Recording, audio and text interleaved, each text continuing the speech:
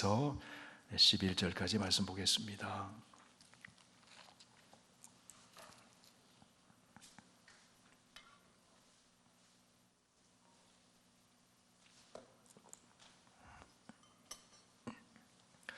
신약 성경 161쪽에 있습니다. 요한복음 9장 1절에서 11절까지 우리 하나님 말씀을 한 절씩 교독하겠습니다. 예수께서 길을 가실 때에 날 때부터 맹인된 사람을 보신지라. 제자들이 물어 이르되 랍비여, 이 사람이 맹인으로 난 것이 누구의 죄로 인함이니까? 자기니까 그의 부모니까? 예수께서 대답하시되 이 사람이나 그 부모의 죄로 인한 것이 아니라 그에게서 하나님이 하시는 일을 나타내고자 하심이라. 때가 아직 낮음에 나를 보내신 이의 일을 우리가 하여야 하리라. 밤이 오리니 그때는 아무도 일할 수 없느니라. 내가 세상에 있는 동안에는 세상의 빛이로라. 이 말씀을 하시고 땅에 침을 뱉어 진흙을 이겨 그의 눈에 바르시고 이르시되 실로암 못에 가서 씻으라 하시니, 실로암은 번역하면 보냄을 받았다는 뜻이라. 이에 가서 씻고 밝은 눈으로 왔더라. 이웃 사람들과 전에 그가 거린인 것을 보았던 사람들이 이르되 이는 앉아서 구걸하던 자가 아니냐? 어떤 사람은 그 사람이라 하며 어떤 사람은 아니라 그와 비슷하다 하거늘 자기 말은 내가 그라 하니, 그들이 묻되 그러면 내 눈이 어떻게 떠졌느냐? 함께 읽습니다. 대답하되 예수라 하는 그 사람이 진흙을 이겨 내 눈에 바르고 나더러 실로암에 가서 씻으라 하기에 가서 씻었더니 보게 되었노라. 아멘. 아버지 하나님, 오늘도 우리가 모르는 사이에도 선하신 손길로 우리를 인도하여 주시고 오늘 주의 전에 불러주시니 참 감사합니다. 오늘도 구원의 주님, 우리의 전부가 되시는 주님을 말씀을 통해 만나게 해주셔서 우리의 삶이 치유되고 회복되고 더 풍성해질 수 있도록 역사하여 주시옵소서. 예수님 이름으로 기도하옵나이다. 아멘. 우리 예수님은 공생에 사역하시면서 세 가지 사역을 집중하셨습니다. 복음을, 천국 복음, 하나님 나라의 복음을 전파하시고, 또 하나님 나라의 진리를 가르치시고, 모든 약한 자들을 치유하셨습니다. 그 중에서 특별히 예수님의 치유 사역은 그 이적을 통해서 전파하시고 가르치신 하나님 나라의 복음을 확증해 주시는 그런 사건입니다. 그래서 예수님의 이적은 생명과 사랑으로 통치하시는 바로 하나님 나라가 지금 여기에 임했다고 하는 것을 보여주는 그런 사건입니다. 오늘 본문의 말씀에서는 예수님이 한 사람을 만나십니다. 날 때부터 맹인된 사람이에요. 오늘 본문에 보니까 이 사람에 대한 정보가 날 때부터 맹인이었다. 뒤에 가보니까 이 사람은 거린이었다. 날 때부터 맹인이고 거린이었다. 우리 몸에 어떤 부분이 불편함이나 고통이 생기면 조그마한 것이라도 참 힘들잖아요. 불편함과 고통 가운데서도 앞을 보지 못하는 것만큼 답답하고 고통스러운 것은 없을 거예요. 게다가 태어나면서도 본 적이 없어요. 이 사람은 캄캄한 어둠 속에서 살아가는 겁니다. 빛을 본 적이 없습니다. 아름답게 찬란하게 해가 떠도 해를 보지 못했습니다. 아름다운 천지를, 하나님이 창조하신 세계를, 그 아름다운 광경도 본 적이 없어요. 낳아주고 키워준 부모 얼굴도 보지 못했어요. 한 번도 보지 못했어요. 이 사람은 누군가 도와줘야지 살아갑니다. 거리에 데려다 주고 거기에 조그만 바구니를 하나 주고 거기 사람들이 던져주는 동전 소리를 들으면서 동전 소리에 가장 귀가 발달되어 있어요. 오늘 얼마나 내가 벌 수 있을까? 그 그것으로 먹고 사는 거죠. 수도 없이 이런 생각을 했을 거예요. 나는 사는 이유가 무엇일까? 나는 무가치한 존재가 아닐까? 나는 아무 소망이 없지 않는가? 그런 생각을 하며 살았을 거예요. 조금만 고생하면 내가 저 가게를 얻을 수 있지. 조금만 수고하면 우리 자식들이 자리 잡을 수 있겠지. 그러면 고생하는 것이 의미가 있잖아요. 소망이 있죠. 그러면 고생하는 것이 크게 힘들지가 않아요. 이겨낼 수 있죠. 여러분, 결혼해서 여인들이 임신을 하게 되면 10달 동안 그 몸에서 아기를 키우면서 보호하면서 힘들잖아요. 고생하잖아요. 그리고 해산할 때 얼마나 고생을 합니까? 그래서 임신하고 아이를 낳아 키우는 것이 너무 힘들기 때문에 이것은 하지 말아야지. 그런 생각하는 사람들이 그렇게 많지 않잖아요. 고생되지만 의미가 있잖아요. 고생되지만 소망이 있기 때문에 위로가 되고 그 고생이 의미가 있는 사건이 되는 거예요. 우리 성도의 삶은 소망이 있는 삶이에요. 기독교는, 이 복음은 우리에게 소망을 주는 겁니다.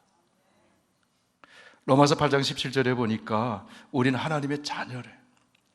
성령이 우리를 우리가 하나님을 아빠 아버지라고 부르게 하시고 그 하나님의 우리가 자녀가 된 것을 성령이 알려줘요. 17절에 보니까 이렇게 말씀합니다. 자녀이면 또한 상속자 곧 하나님의 상속자요 그리스도와 함께 한 상속자니 우리가 그와 함께 영광을 받기 위하여 고난도 함께 받아야 할 것이니라. 우리에게 기다리고 있는 영광이 있다는 겁니다.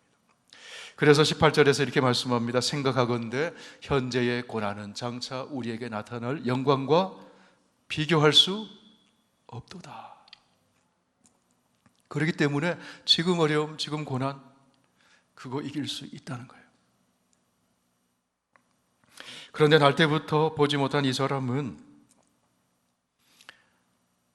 볼 수 있다는 기약이 없어요. 고생하며 사는 의미가 없습니다. 소망이 없어요.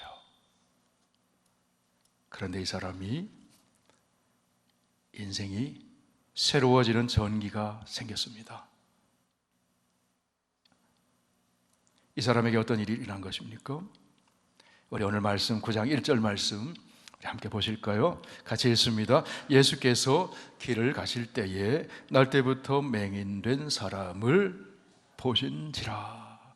자, 예수님이 길을 가실 때에 날 때부터 맹인된 사람이 눈에 들어왔어요. 예수님이 보셨어요. 여러분, 우리가 살아가면서 나도 모르는 가운데 예수님이 저와 여러분을 보셨습니다. 예수님의 눈에 띄었어요.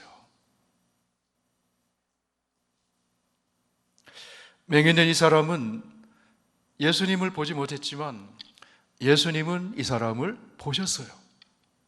여러분, 우리가 예수님을 보지 못하고 살 때가 참 많잖아요. 그랬잖아요. 그런데 예수님은 우리를 보셨다는 거예요. 예수님만 보신 것이 아니라 예수님과 함께 다니는 제자들도 이 사람을 봤습니다. 이 사람을 보고는 제자들이 예수님께 이렇게 질문을 했습니다. 우리 2절 말씀 같이 보실까요? 제자들이 물어 이르되 랍비여 이 사람이 맹인으로 난 것이 누구의 죄로 인함이니까 자기니까 그의 부모니까. 자, 이 사람을 보면서 날 때부터 보지 못한 이 사람을 보면서 지금 구걸을 하고 있는 이 사람을 보면서 제자들이 안타까운 마음이 들었을 수 있고 단순히 호기심이 발동했을 수 있고 아니면 정의감의 발로해서 궁금증을 예수님께 질문했을 수도 있습니다. 당시 맹인과 나병 환자는 이 사람의 죄가 원인이라고 여겼습니다. 그래서 이 사람은 날 때부터 보지 못했으니까 자기 죄 때문입니까? 아니면 부모의 죄 때문입니까? 부모가 뭐 잘못한 거 있어서 그런 거 아닙니까? 부모가 결혼 생활 중에 뭐 잘못 있어서 이 아이가 이렇게 태어난 거 아닙니까? 불교적인 용어로 바꾸면 전생에 무슨 죄가 있어서, 업보가 있어서 이런 거 아닙니까? 뭐 그런 질문을 하는 거죠. 제자들은 자기들의 형성된 세계관이 있는 거죠. 율법에 의한 세계관, 그리고 이 사람을 볼 때에 인간적인 선입견을 가지고 봤다는 거예요. 신앙적이지도 않고 인격적이지도 않습니다. 또 한편으로는 정의감이 생겨서 이렇게 하나님 앞에 따지듯이 하나님은 의로우십니까? 옳으십니까? 그런 신정론에 근거해서 질문을 던진다고 볼 수도 있습니다. 왜 어떤 사람은 맹인으로 나고 어떤 사람은 건강하게 납니까? 왜 어떤 사람은 날 때부터 가난하고 찌들린 가정에서 살고 어떤 사람은 날 때부터 부모 잘 만나서 떵떵거리며 삽니까? 교육도 잘 받고 결혼도 잘하고 대를 이어서 잘 살고. 왜 어떤 사람은 평탄하게 살고 어떤 사람은 원치 않는 사고를 만나는 겁니까? 이거 좀 불공평하지 않아요? 그런 마음이 제자들의 질문 속에 들어있을 수도 있어요. 그런데 이 제자들의 질문에 공통점이 있습니다. 과거 지향적이라는 거예요. 과거에서 뭔가를 원인을 찾으려고 하는 거예요. 과거에서 죄가 있기 때문에 무슨 이 사람에게 이 가정에 무슨 일이 있었기 때문에 맹인으로 태어난 거 아닙니까? 거지로 사는 거 아닙니까? 자꾸 과거에 이 사람을 과거로 묶어놨습니다. 시선을 과거로 가져가요.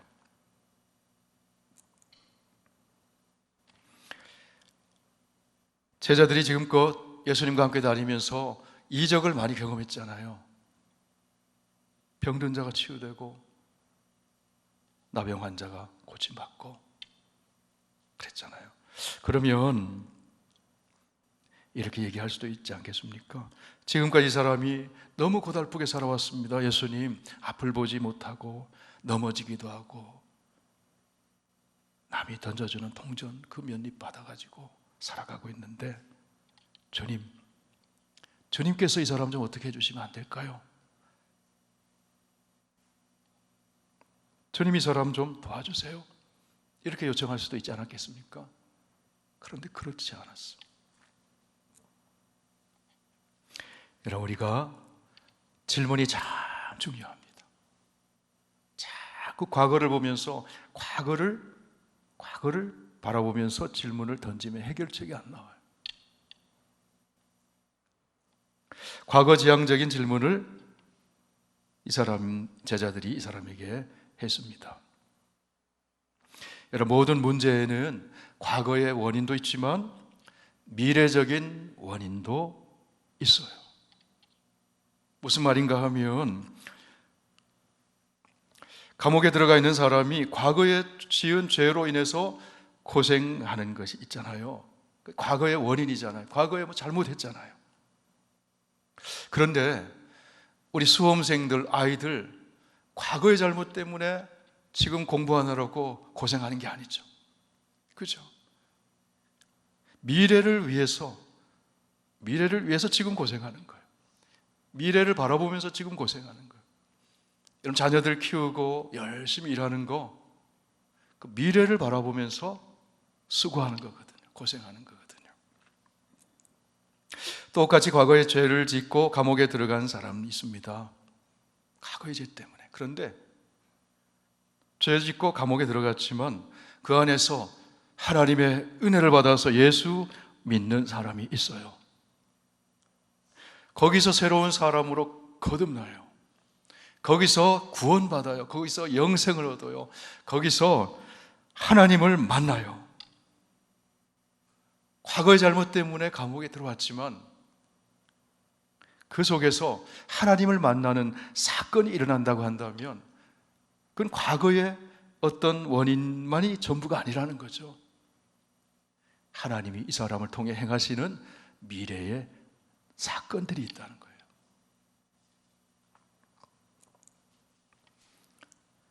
누구의 죄 때문입니까? 물었을 때 예수님은 어떻게 대답을 하세요? 미래지향적인 대답을 하세요. 미래를 염두에 두고 대답을 하세요. 우리 3절 말씀 함께 읽습니다.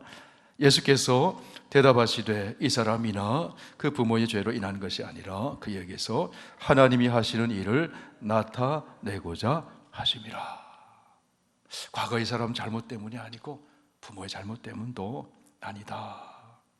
하나님이 이 사람을 통해서 이 사람에게서 하실 일이 있다. 그러면서 예수님이 이렇게 말씀하세요. 여러분, 이 사람은 흑암 속에 있잖아요. 보지 못하니까 암흑세계 속에 있잖아요. 그런데 그 암흑세계를 열어줄 빛으로 예수님이 오셨다. 자, 4절 5절 함께 읽습니다. 시작.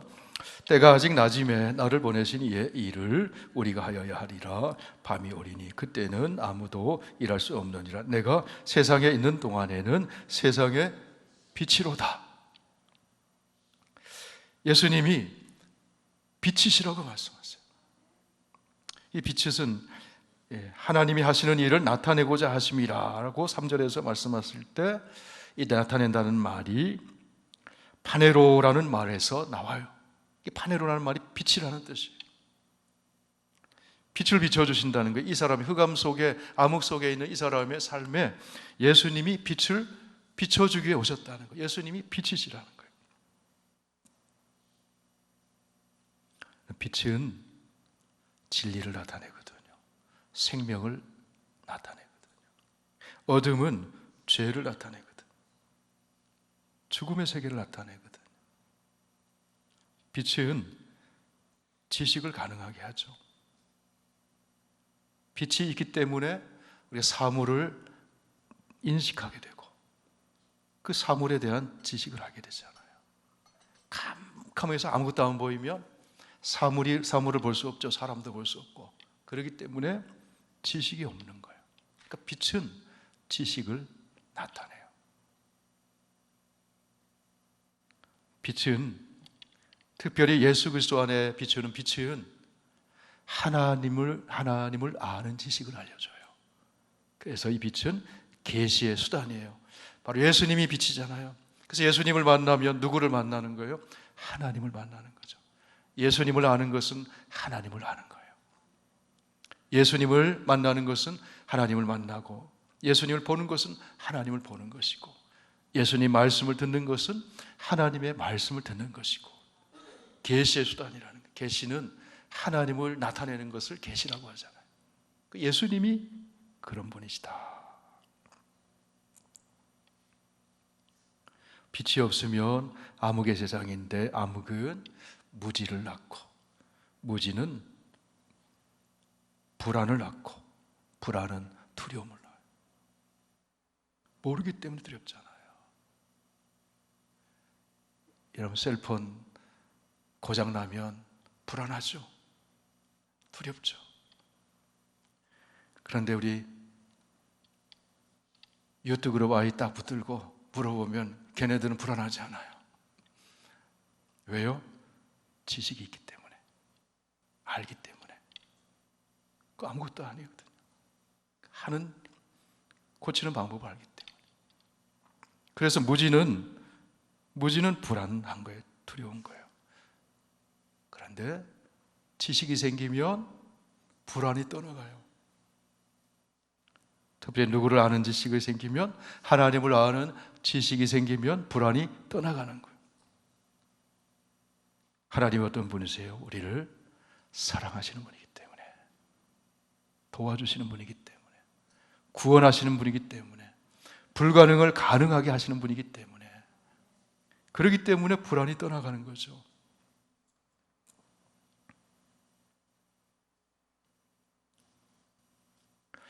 자, 요한복음 9장 3절 다시 보십니다. 이 사람이 맹인으로 난 것은 과거에 이 사람이나 그 부모의 죄로 인한 것이 아니라 그에게서 미래에 하나님이 하시는 일을 나타내고자 함이라.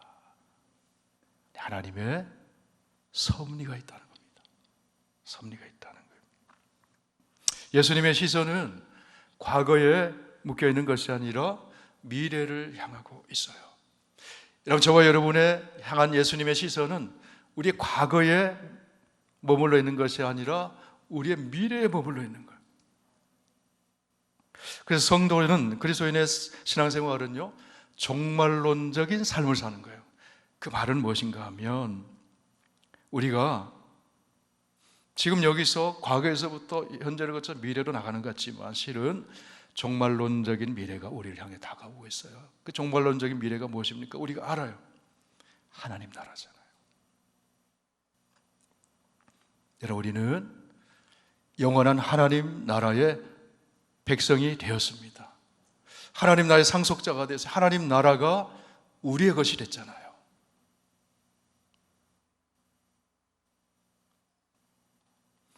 그래서 현재의 삶은 과거의 원인이 현재의 삶에 영향을 미치기도 하지만 그보다 그리스도인들은 미래의 원인, 미래의 결과가 현재의 삶에 더 영향을 끼치는 삶이에요.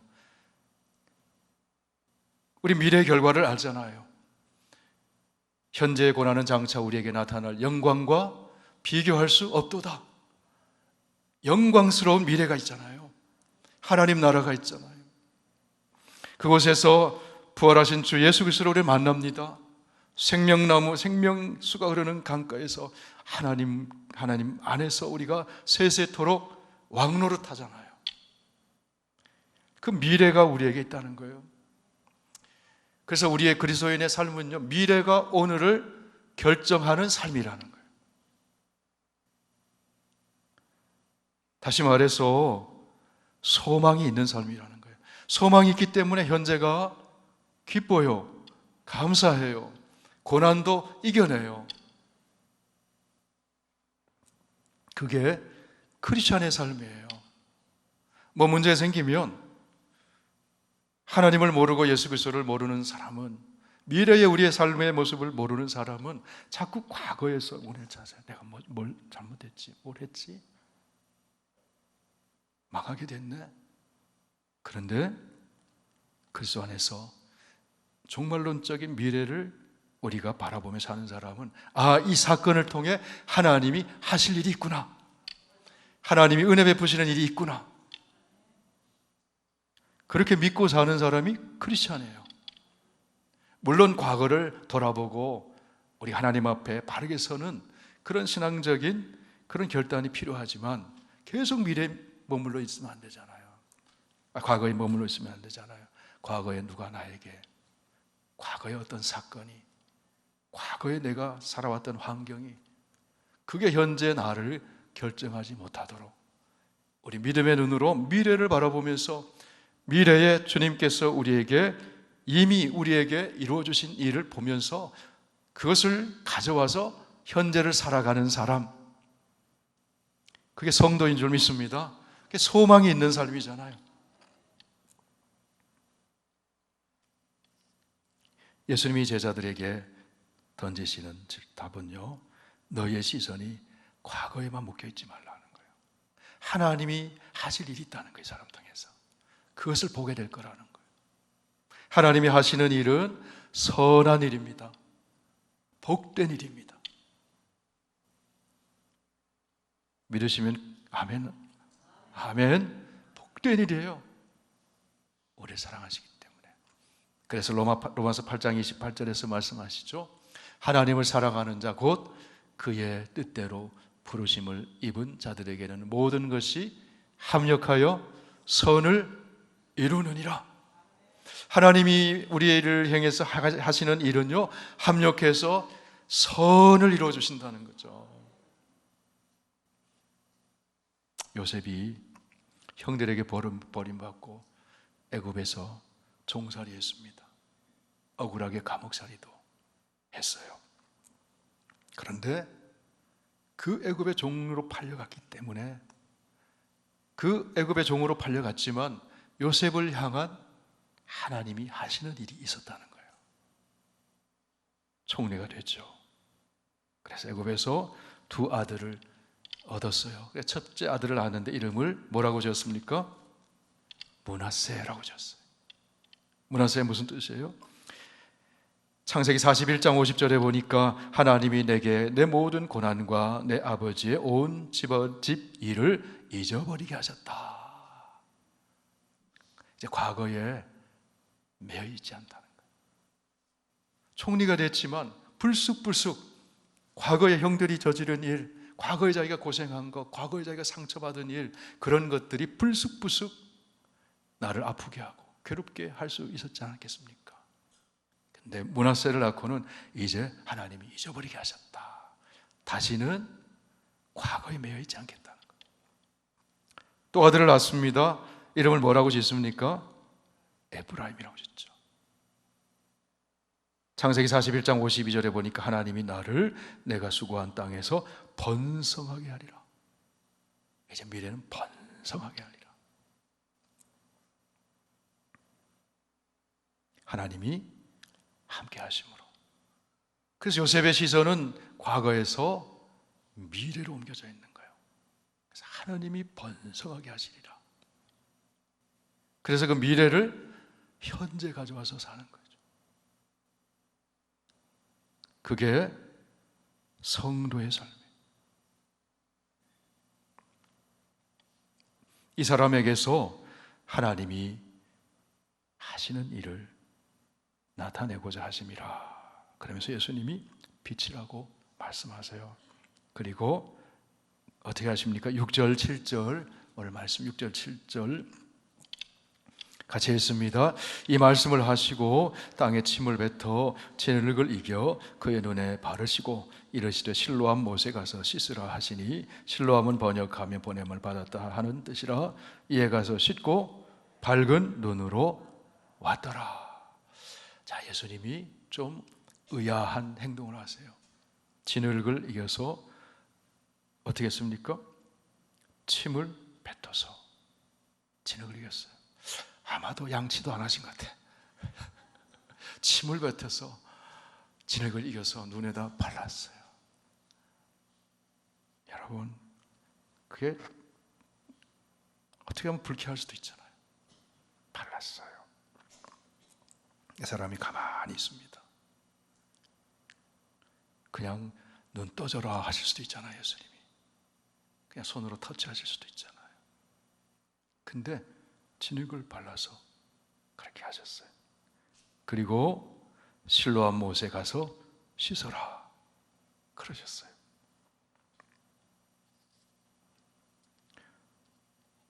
그런데 이 맹인이 어떻게 했습니까? 순종했습니다.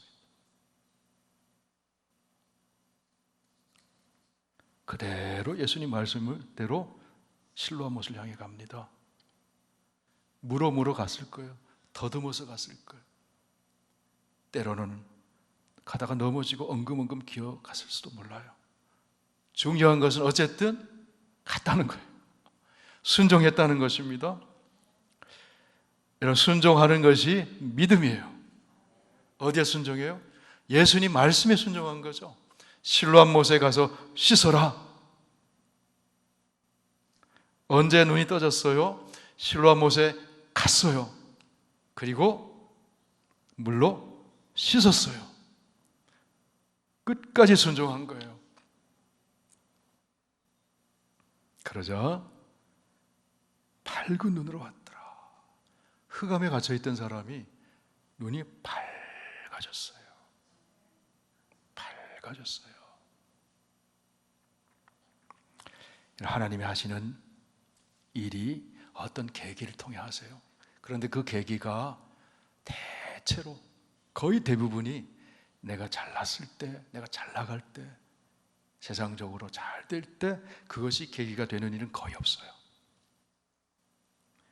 자존심이 뭉개지고 명예가 훼손되고 실직하고 병고를 겪고 상처를 입고 배신당하고 실패를 당하고 세상에서 세상의 기대들이 무너져버리고 여러분, 그것이 계기가 되는 것이 대부분입니다. 그때 예수님 만나잖아요, 우리가. 그때 말씀이 확 다가오거든요. 확 다가오거든요. 그러므로 그 계기가 되는 그 사건, 그 어려움이 하나님이 하시는 일을 나타내고자 하는 그런 일이 된다는 겁니다. 그렇기 때문에 좀 잘 못돼도 성도는 낙심하지 않아요.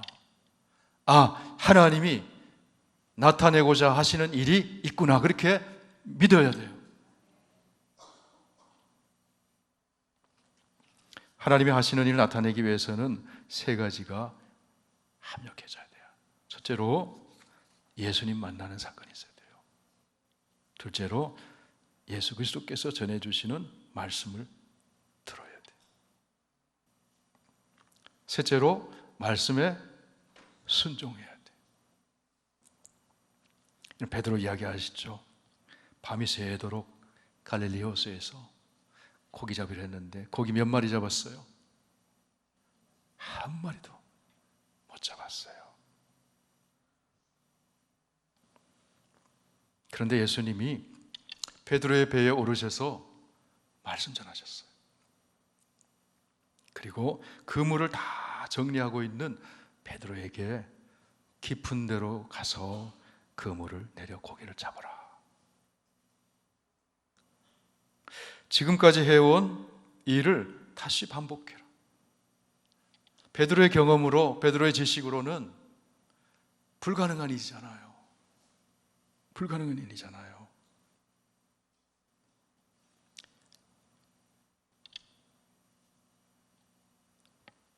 무엇이 믿음이냐? 무엇이 하나님이 하시는 일을 만나게 되느냐 하면 내 지혜, 내 경험으로 해왔지만 지금까지 이제부터는 말씀을 따라가겠습니다. 그러면 하나님이 하시는 일이 체험되는 거예요. 선생님, 우리들이 밤이 새도록 수고하였지만 잡은 것이 없지만은 말씀에 의지해서 내가 그물을 내리겠습니다. 그리고 그물을 내렸어요. 자기 경험에 의지하고 해서 내린 게 아니에요. 말씀에 의지해서 내렸어요.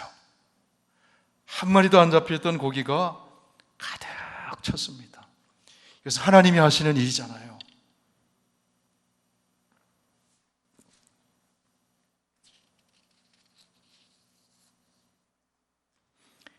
날 때부터 보지 못했던 이 사람,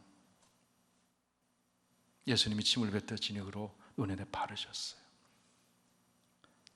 더 중요한 것은 예수님이 말씀하셨다는 거예요.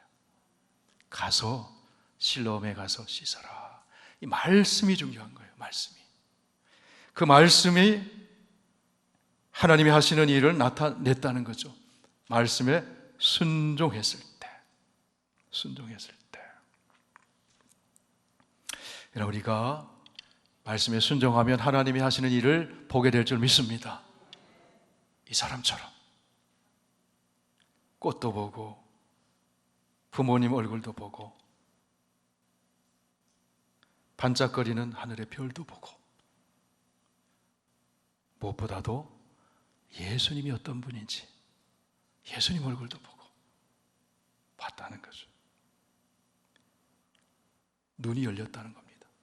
눈이 열렸다는 겁니다. 말씀에 순종하면 눈이 열려진다는 거예요. 사람들이 보니까 그 사람 같기도 하고 아닌 것 같기도 하고, 그래서 묻습니다. 당신의 눈이 어떻게 떠졌습니까? 자, 오늘 말씀 10절 11절 우리 함께 읽습니다. 시작. 그들이 묻되 그러면 내 눈이 어떻게 떠졌느냐? 대답하되 예수라 하는 그 사람이 진흙을 이겨 내 눈에 바르고 나더러 실로암에 가서 씻으라 하기에 가서 씻었더니 보게 되었습니다. 저는 그냥 가서 씻으라고 해서 가서 씻은 것밖에 없습니다. 그랬더니 보게 되었습니다. 그분이 말씀하시기를 그분은 빛이라고 하셨습니다. 그걸 증거하는 거예요. 네, 오늘 말씀은 우리가 인생 살아가면서 이해할 수 없는 일을 만날 수 있잖아요. 그 이해하지 못할 때는 흑암 같아요. 우리 삶이 캄캄해요. 캄캄해요. 왜 이런 일이 있는지, 왜 이렇게 힘드는지. 우리 성도는 지금까지는 과거의 원인을 찾으려고 했다면 이제는 시선을 미래로 돌려서 이 일을 통해서 나를 사랑하시는 하나님이 하시는 일이 있을 것이다. 그 하나님이 하시는 일을 보게 되는 것은, 보기 위해서는 어떻게 합니까? 우리가 예수님을 만나야 된다는 거예요. 예수님 앞에 나가야 된다는 거예요. 그리고 주님의 말씀을 들어야 된다는 거예요. 그리고 그 말씀을 듣기만 하는 것이 아니라 순종해야 한다는 거예요.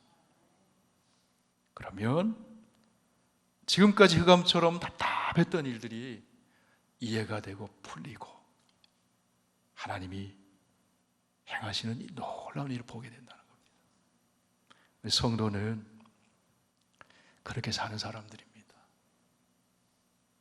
그게 잘 안 되잖아요. 자꾸 그렇게 살도록 우리가 말씀을 듣고 순종하고 훈련하고.